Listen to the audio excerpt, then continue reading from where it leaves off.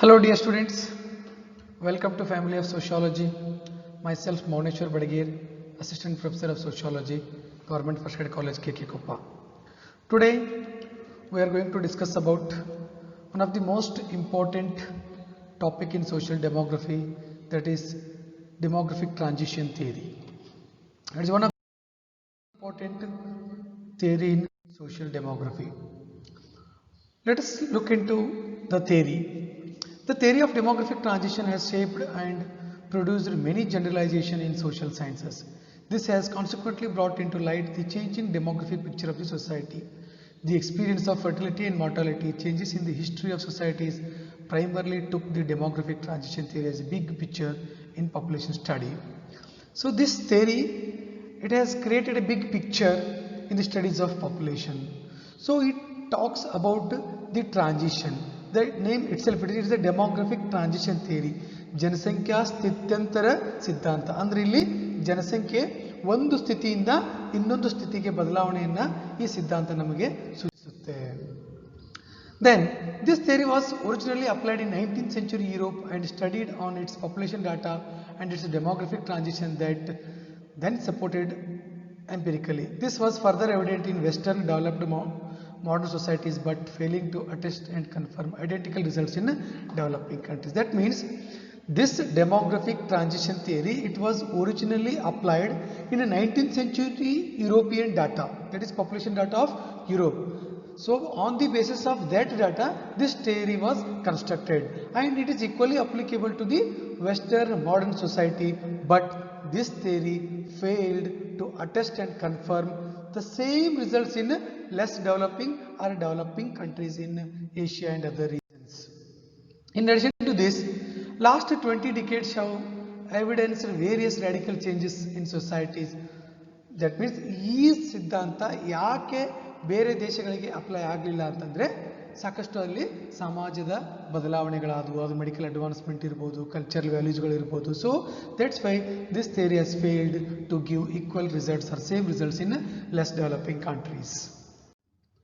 Today, even population has become politicized, bringing the quest of its scientific level of reliability. ಇವತ್ತು ಈ ಜನಸಂಖ್ಯೆ study ಕೂಡ ಅದು ರಾಜಕೀಕರಣಗೊಂಡಿದೆ. Thus, the present topic shows the changing societies and critically evaluates the applicability of this theory.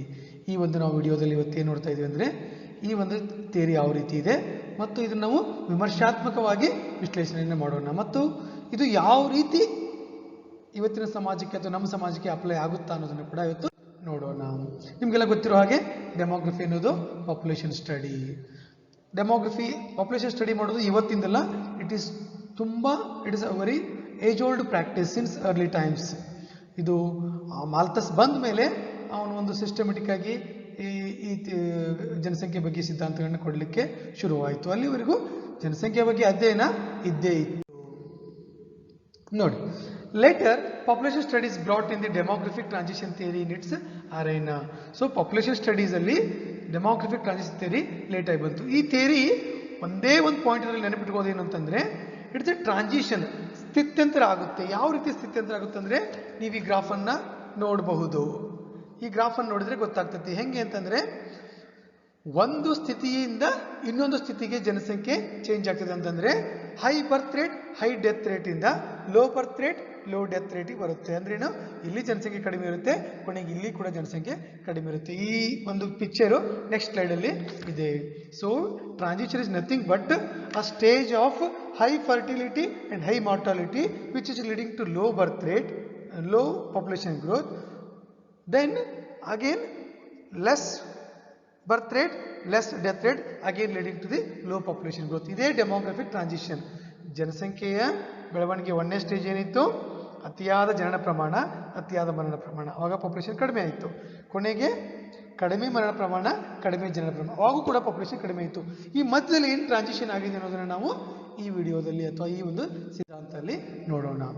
ಯಾವುದೇ ಒಂದು ಪ್ರದೇಶದ ಜನಸಂಖ್ಯೆಯನ್ನು study ಮಾಡಬೇಕಂತಂದ್ರೆ there are two paramount important factors. They are nothing but fertility and mortality. ಫಲವತ್ತತೆ, ಜನನ ಪ್ರಮಾಣ ಮತ್ತು ಮರಣ ಪ್ರಮಾಣ ಅಂತ ನಾವು ಅದಕ್ಕೆ ಕರಿತೇವೆ, ಅದು ಯಾವುದೇ ಸಮಾಜ ಇರಲಿ. ಸೊ ಅದರ ಆಧಾರದ ಮೇಲೆ ಈ ಎಲ್ಲ ಸಿದ್ಧಾಂತಗಳು ಕಟ್ಟಲ್ಪಟ್ಟಿದ್ದಾವೆ. Thus, the stage of high expansion of population itself leads to the stationary stage and vice versa. Thus, this model of demographic change remains a central preoccupation in the contemporary population studies.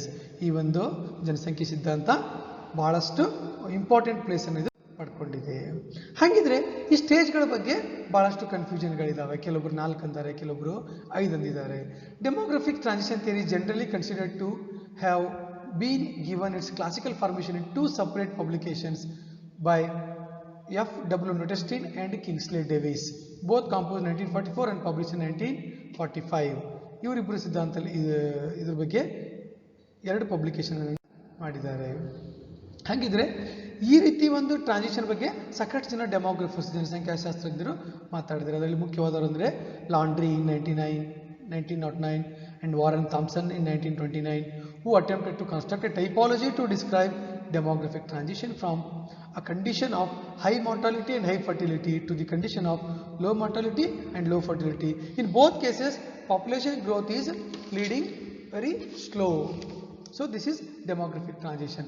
But no one has attempted to explain the changing factors. ಹಾಗಿದ್ರೆ ಯಾರು ಕೂಡ ಆ changing ಫ್ಯಾಕ್ಟರ್ಗಳನ್ನ ಇಲ್ಲಿವರೆಗೂ explain ಮಾಡಿರಲಿಲ್ಲ. ಇಲ್ಲಿ ನಾವು ಹೇಳಿದ್ವಿ ಎಷ್ಟು ಫೇಜ್ಗಳಿದ್ದಾವೆ ಅಂತೇಳಿ. ಬಟ್ ಇಲ್ಲಿ ಯಾರು CP ಬ್ಲೇಕರ್ ಅನ್ನೋನು 5 ಫೇಜ್ಗಳನ್ನ ಕೊಟ್ಟಿದ್ದಾರೆ. ಅವು 5 ಪೇಜ್ಗಳು ಇಲ್ಲಿದ್ದಾವೆ. ಮುಂದೆ ನೋಡೋಣ. ಇದು ಬರುತ್ತೆ, ಮುಂದೆ ಗ್ರಾಫ್ ಇದೆ, 5 ಪೇಜ್ಗಳು ಕೊಟ್ಟಿದ್ದಾರೆ.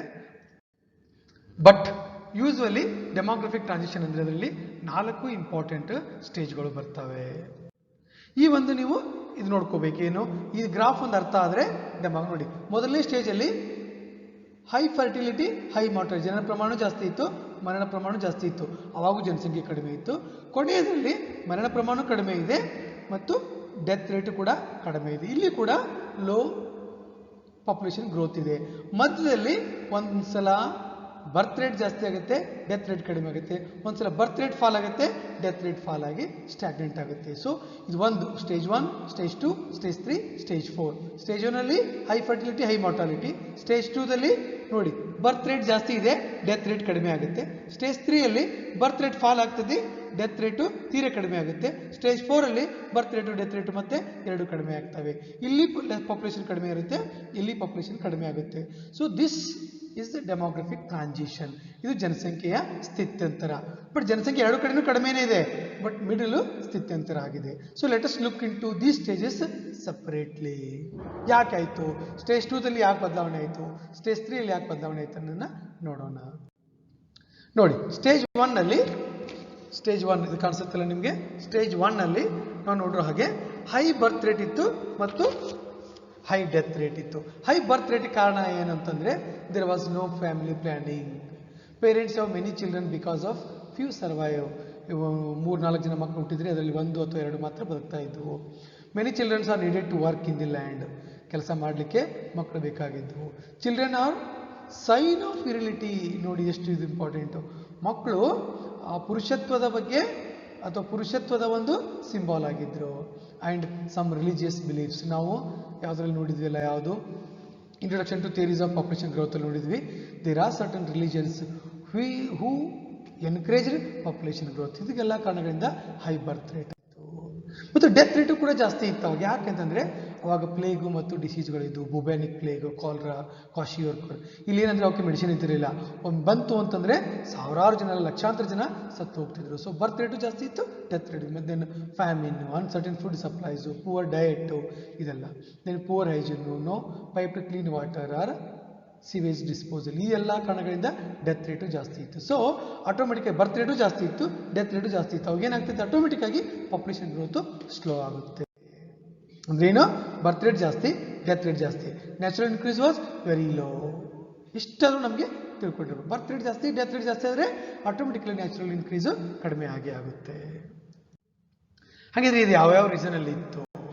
Developed regions, that means various isolated communities in the least developed regions of Africa, war-torn regions like Afghanistan, Sudan, Angola, ಮತ್ತು political hotspots like North Korea.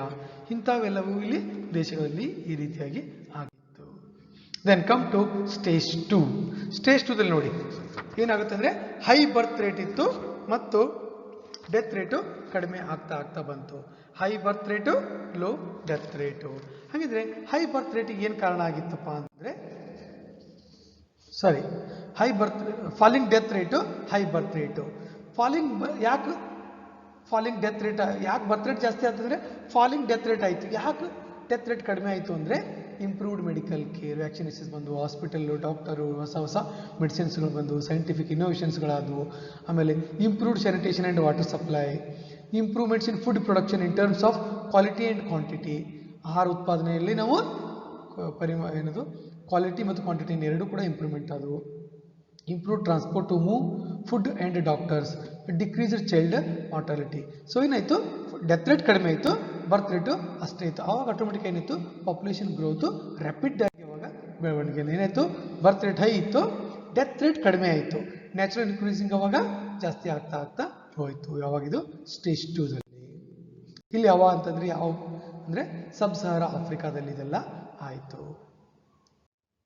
Next ಈಗ ಸ್ಟೇಜ್ 3ಯಲ್ಲಿ ಹಾಗೇನು ಎರಡು ಬರ್ತವೆ, ಒಂದು ಲೇಟು, ಒಂದು ಅರ್ಲಿ ಆ್ಯಂಡ್ ಲೇಟ್ ಅಂತೇಳಿ. ಇಲ್ಲಿ ಏನಾಗ್ತೈತಿ, ಬರ್ತ್ ರೇಟ್ ಫಾಲ್ ಆಗ್ತೈತಿ. ಫಾಲಿಂಗ್ ಬರ್ತ್ ರೇಟ್ ನೋಡಿ, ಬರ್ತ್ ರೇಟ್ ಕಡಿಮೆ ಆಗ್ತಾ ಇರುತ್ತೆ, ಡೆತ್ ರೇಟ್ ಕೂಡ ಕಡಿಮೆ ಆಗುತ್ತೆ. ನೋಡಿ ಏನಾಯ್ತು, ಬರ್ತ್ ರೇಟ್ ಯಾಕೆ ಕಡಿಮೆ ಆಯಿತು ಅಂತಂದರೆ family planning were well utilised ಮತ್ತು ಕಾಂಟ್ರಾಸೆಪ್ಟಿವ್ಸ್ಗಳ ಬಳಕೆ ಅಂದರೆ ಗರ್ಭ ನಿರೋಧಕಗಳ ಬಳಕೆ ಆಯಿತು, ಅಬಾರ್ಷನ್ಸ್ಗಳು ಆದವು, ಸ್ಟೆರಿಲೈಸೇಷನ್ ಆಯಿತು. ಮತ್ತು ಗೌರ್ಮೆಂಟ್ ಕೂಡ ಏನು ಮಾಡ್ತು, government incentives adopted a lower infant mortality rates, means less pressure to have children. ಮಕ್ಕಳ ಮಾಡೋದ್ರ ಬಗ್ಗೆ ಸಾಕಷ್ಟು ಪ್ರೆಷರ್ ಕಡಿಮೆ ಆಯಿತು, ಅದಕ್ಕೆ ಬರ್ತ್ ರೇಟು ಕಡಿಮೆ ಆಯಿತು. ಮತ್ತು increase mechanisation and industrialisation, means less need for labour. ಫ್ಯಾಕ್ಟ್ರಿಯಲ್ಲಿ ವರ್ಕ್ ಮಾಡಲಿಕ್ಕೆ ಮಕ್ಕಳು ಬೇಕಾಗಲಿಲ್ಲ, ಯಾಕಂತಂದರೆ ಮೆಕನೈಸೇಷನ್ ಆಯಿತು, ಇಂಡಸ್ಟ್ರಿಯಲೈಸೇಷನ್ ಆಯಿತು. Increase desire for material position and less desire for large families. ಮನುಷ್ಯನ ಭೌತಿಕ ಕಂಫರ್ಟ್ ಜಾಸ್ತಿ ಒತ್ತು ಕೊಟ್ಟ, ಅದ್ರ ಬದಲಾಗಿ ಏನದು ಫ್ಯಾಮಿಲಿಗೆ ಒತ್ತನ್ನು ಕಡಿಮೆ ಕೊಟ್ಟರು. ಅಂದರೆ ಇರುವಷ್ಟು ದಿನ ನಾವಾದರೂ ಕಂಫರ್ಟಾಗಿ ಇರೋಣ ಅಂಥೇಳಿ. ಮತ್ತು ಮಹಿಳಾ ಸಬಲೀಕರಣ, ಎಮ್ಯಾನ್ಸಿಪೇಷನ್ ಆಫ್ ವುಮೆನ್.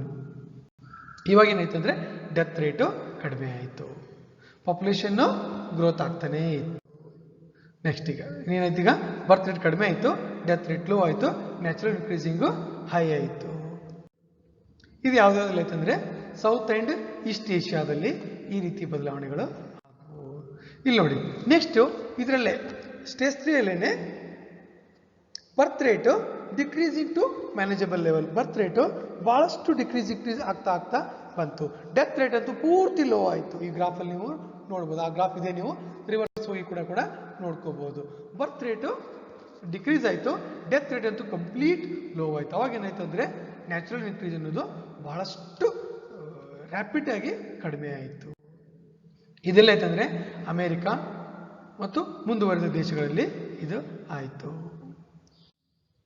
ಸ್ಟೇಜ್ 4 4ನೇ ಸಿದ್ಧಾಂತ ನೋಡಿ, 4ನೇದ್ರಲ್ಲಿ ಆಗ್ತೈತಿ ಬರ್ತ್ ರೇಟು ಡೆತ್ ರೇಟು ಎರಡೂ ಕೂಡ ಕಡಿಮೆ ಆಗ್ತವೆ. Stage 4 low stationary or low fluctuating ಅಂತ ಕರಿತೀವಿ ನಾವು ಇದಕ್ಕೆ. ಬರ್ತ್ ರೇಟ್ ಕಡಿಮೆ ಆಯಿತು, fertility rates flung to below the replacement rate because valuation of woman beyond child bearing and motherhood becomes important. ಇದು ಬಹಳ ಇಂಪಾರ್ಟೆಂಟ್. ಏನಾಯಿತು, valuation of woman beyond child bearing and motherhood becomes important. ಮಹಿಳೆಯನ್ನು ನಾವು ಯಾವ ಏನು ಬರೀ ಮಕ್ಕಳನ್ನು ಹೆರೋದು ಮತ್ತು ತಾಯ್ತನ ಮಾತ್ರ ಅದರ ಮೇಲೆ ಆಧಾರ ಮಾಡಲಿಲ್ಲ, ಬೇರೆ ರೀತಿಯಾಗಿ ಮಹಿಳೆಯನ್ನು ಅವಳ ಒಂದು ಕ್ಯಾಲಿಬ್ರಿಟಿಯನ್ನು ಅಳತೆ ಮಾಡಲಿಕ್ಕೆ ಶುರು ಮಾಡಿದರು. Increasing values placed on the material goods over family size in modern industrialised societies, wide spread choice of contraception by families. ಏನಂತಂದರೆ ಫ್ಯಾಮಿಲಿ ಸೈಜ್ಗಿಂತನೂ ಶ್ರೀಮಂತರಾಗಿ ಸುಖವಾಗಿ ಬದುಕಲಿಕ್ಕೆ ಒಂದು ಆ ಟೆಂಡೆನ್ಸಿ ಶುರುವಾಯಿತು. ಫ್ಯಾಮಿಲಿ ಸೈಜ್ಗಿಂತನೂ ನಾವು ಇದ್ದವರಾದರೂ ಎಲ್ಲವನ್ನು ಎಂಜಾಯ್ ಮಾಡೋಣ ಅನ್ನುವಂಥ ಒಂದು ಕಲ್ಪನೆ ಬಂತು. ಮತ್ತು wide spread of choice of contraceptions ಅಂದರೆ ಗರ್ಭ ನಿರೋಧಕ ಬಳಕೆ ಕೂಡ ಜಾಸ್ತಿ ಆಯಿತು. ಡೆತ್ ರೇಟ್ ಕೂಡ ಕಡಿಮೆ ಆಯಿತು. ನೋಡಿ ಈ ಗ್ರಾಫಲ್ಲಿ ನೋಡಿರಿ ನೀವು, ಕೊನೆಗೆ ಡೆತ್ ರೇಟ್ ಕೂಡ ಭಾಳಷ್ಟು ಕಡಿಮೆ ಆಯಿತು. ಯಾಕೆ ಅಂತಂದರೆ child mortality reduced and life expectancy increased. ಯಾಕೆಂದರೆ capital investment in medical technology, there was rapid medical technology in that time, widespread knowledge of healthy diet and lifestyle. ಸಾಕಷ್ಟು ಜನ ಆರೋಗ್ಯದ ಬಗ್ಗೆ ಕಾಳಜಿನ ತಗೊಳ್ಳಿಕ್ಕೆ ಶುರು ಮಾಡಿದರು. ಆವಾಗ ಆಟೋಮೆಟಿಕ್ ಆಗಿ ಪಾಪ್ಯುಲೇಷನ್ ಗ್ರೋತ್ ಅನ್ನೋದು ಸ್ಲೋ ಆಯಿತು. ಇದಿನ ಬರ್ತ್ ರೇಟ್ ಕಡಿಮೆ ಆಯಿತು, ಡೆತ್ ರೇಟ್ ಕಡಿಮೆ ಆಯಿತು. ನ್ಯಾಚುರಲ್ ಇನ್ಕ್ರೀಸ್ ಕೂಡ sometimes it has become negative. ಬಹಳ ಇದು ಇಂಪಾರ್ಟೆಂಟು. ಇದೆಲ್ಲೈತಂದ್ರೆ middle economic development countries like ಚೈನಾದಲ್ಲಿ, ಇಂಥ ದೇಶದಲ್ಲಿ ಇದು ಆಯಿತು. ಇದು ಜನಸಂಖ್ಯೆಯ ಸ್ಥಿತ್ಯಂತರ ಸಿದ್ಧಾಂತ. ಇದೇನಂದ್ರೆ ಸ್ಟೇಜ್ 1 ನಲ್ಲಿ high fertility, high mortality leading to low development of population. The last stage low fertility, low mortality leading to the less population growth. ಇದಕ್ಕೆ ಜನಸಂಖ್ಯಾ ಸ್ಥಿತ್ಯಂತರ ಅಂತೇಳಿ ನಾವು ಕರಿತೇವೆ. ಎಲ್ಲ ಸಿದ್ಧಾಂತಗಳು ಇದ್ದಂತೆ ಇದಕ್ಕೂ ಕೂಡ ಸಾಕಷ್ಟು ಕ್ರಿಟಿಸಿಸಮ್ಗಳು ಇದ್ವು. ಇಲ್ಲಿ ನೋಡಿ, industrialisation is difficult to achieve for less economic development countries in a trading system that protects the industries of middle economic development countries. ಇದು ಯಾಕೆ ಇದ್ರ ಮೊದಲನೇ ಕ್ರಿಟಿಸಮ್ ಏನಂತಂದ್ರೆ, this was applicable to only European society and industrialised society. ಅಲ್ಲಿಯ ಡಾಟಾವನ್ನು ತಗೊಂಡೇ ಈ ಸಿದ್ಧಾಂತವನ್ನು ಮಾಡಿರೋದು. That's why it is not applicable to less economically development countries. ಆಯಿತು. This model assumes that reductions in fertility are function of increased wealth and industrialisation. Other factors such as status of women and other social development is ignore. ಇಲ್ಲಿ ಏನಂತಂದ್ರೆ fertility ಅನ್ನೋದು only industrialisation ಸಂಬಂಧ ಅಂತ ಹೇಳಿತ್ತು, but ಅದು ತಪ್ಪು. ಅಲ್ಲಿ status of women ಮತ್ತು ಸೋಷಿಯಲ್ ಡೆವಲಪ್ಮೆಂಟ್ ಆ ಎಲ್ಲ ಫ್ಯಾಕ್ಟರ್ಗಳನ್ನ ಈ ಸಿದ್ಧಾಂತದಲ್ಲಿ ನೆಗ್ಲೆಕ್ಟ್ ಮಾಡಲಾಯಿತು. ಸೊ ಓಕೆ, ಇಷ್ಟಿಗೆ ಇದು ಜನಸಂಖ್ಯೆಯ ಸ್ಥಿತ್ಯಂತರ ಸಿದ್ಧಾಂತ. Thank you dear students. I hope this video is very helpful for your reference. Thank you one and all.